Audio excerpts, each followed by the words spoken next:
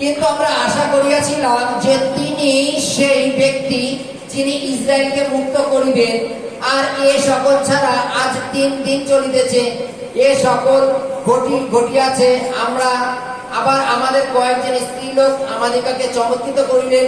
তারা প্রত্যুষে তার কবরের কাছে গিয়াছিল, আর তার দেহ দেখিতে না পাইয়া আসিয়া কহিল, স্বর্গদূতেরা দর্শন পাইয়াছে, তাহারা বলেন তিনি জীবিত আছেন। Hallelujah, hallelujah.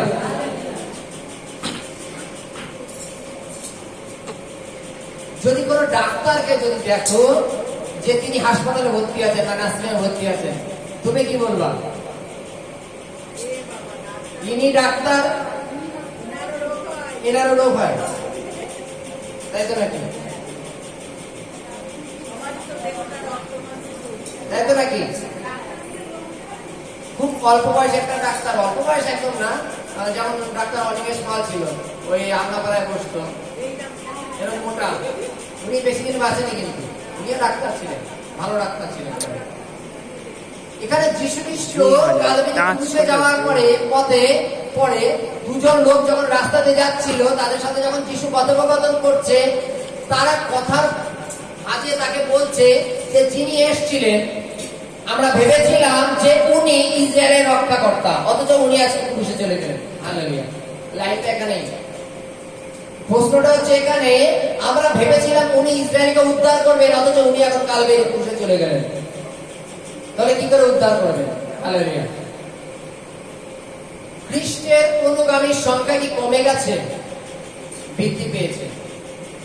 যখন যীশু খ্রিস্ট জেরুজালেমে ছিলেন, তখন প্রচার হতে হতে এখন অল ওয়ার্ল্ড, সারা বিশ্বে যিশুর প্রচার থেমে গেছে যিশু ক্রুশে যাওয়ার জন্য? না, বেড়েছে। যদি গণনা হয় তাহলে এইভাবে ব্যাখ্যা করা আছে যে পৃথিবীর সমস্ত রকম পুস্তকের মধ্যে বাইবেল সব থেকে অধিক বিক্রি হয়, অধিক পড়াশোনা করে বাইবেল। আজকে খ্রিস্টের অনুগামীর সংখ্যা বেড়েছে, কমেনি। বাইবেল বলছে, তারা দুজন বলছে, আমরা ভেবেছিলাম যে তিনি ইসরায়েলের উদ্ধার করবেন, অথচ তিনি নিজেকে রক্ষা করতে পারলেন না, তিনি কালবেরি ক্রুশে চলে গেলেন। হালেলুয়া। তার যে ক্রুশে যাওয়া, এটা ঈশ্বরের মহিমা ছিল। তিনি যে কালবেরি ক্রুশে যাবেন, তাকে যে কাঠে, বাইবেলে পুরাতন লেখা আছে তাকে কাঠে পেরেকবিদ্ধ করে মারা হবে, এটা পুরাতন নিয়মে আগের থেকে লেখা ছিল। হালেলুয়া। তিনি যে সুসমাচার ছেড়ে গেছেন, তিনি যে আমাদের সুসমাচার দিয়েছেন, তিনি বাক্যের মধ্যে আমাদের যে দিয়েছেন, তা থেকে ইসরায়েল কেন, ইসরায়েলের কত অবিশ্বাসীরাও, পরজাতিরাও আজও উদ্ধার পাচ্ছে। হালেলুয়া। মানসিক শরীরে বেঁচে থেকে সামনে থেকেই যে উদ্ধার করতে হবে তা নয়। হালেলুয়া। তিনি জীবিত থাকাকালীন মানসিক শরীরে যতদিন জীবিত ছিলেন, ততদিন তিনি যে আশ্চর্য কাজ করেছেন, তিনি যে সুসমাচার প্রচার করেছেন, তিনি যে আশ্চর্য কাজগুলো দেখিয়ে গেছেন, এবং শিষ্যদের সেই ক্ষমতা, প্রেরিতদের সেই ক্ষমতা দিয়েছেন কেন? তার রাজ্যটাকে আগে বাড়ানোর জন্য। প্রত্যেকটা ঘরে ঘরে, শুধু ইসরায়েলের ঘরে না, সমস্ত পরজাতিদের ঘরে গিয়েও তুমি ঈশ্বরের সুসমাচার প্রচার করো, শুধু পরিত্রাণ ইসরায়েলের লোকের জন্য নয়। হালেলুয়া। এরা দুজন কি বলছে যে আমরা ভেবেছিলাম উনি ইসরায়েলের উদ্ধার করে যাবেন।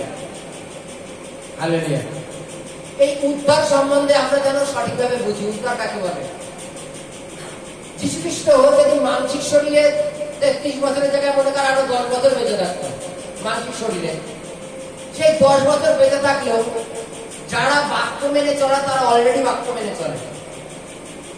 বিজাতির থেকে কত লোক বিশ্বাসী হয়েছে, কিন্তু ইসরায়েলের মধ্যে এমন লোক ছিল যারা এখনো বিশ্বাসী হয়নি, এখনো হয়নি। কিন্তু বিজাতির থেকে অনেকে বিশ্বাসী হয়েছে। এরা দুজন কি বলছে, আমরা ভেবেছিলাম যে তিনি মানসিক শরীরে বেঁচে থাকাকালীন ইসরায়েলদের উদ্ধার করবেন। হালেলুয়া। শারীরিক উদ্ধার নয়, আত্মার উদ্ধার হওয়া প্রয়োজন আমাদের। আমরা যদি মনে পরিবর্তন না হই, আমরা শারীরিক কি পরিবর্তন করবো? আমরা যা লোক দেখানোর জন্য তকছেদ করলাম যে আমরা খ্রিস্টান হয়েছি বা প্রভুতে এসেছি, কিন্তু আমাদের মন পরিবর্তন হয়নি, আমরা উদ্ধার পাবো কি করে? হালেলুয়া।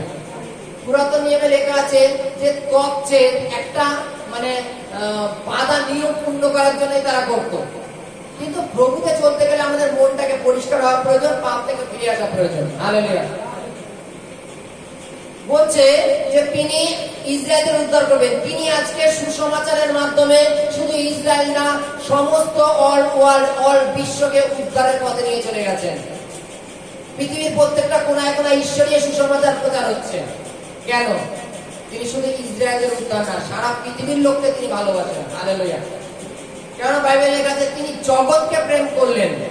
শুধু এটা বলেনি শুধু ইসরায়েলকে প্রেম করলেন, তিনি জগৎকে প্রেম করলেন। জগতের মধ্যে যত মানুষ আছে প্রত্যেককে তিনি প্রেম করলেন, যেন সকলে স্বর্গের রাজ্যের অধিকারী হয়। Hallelujah, hallelujah.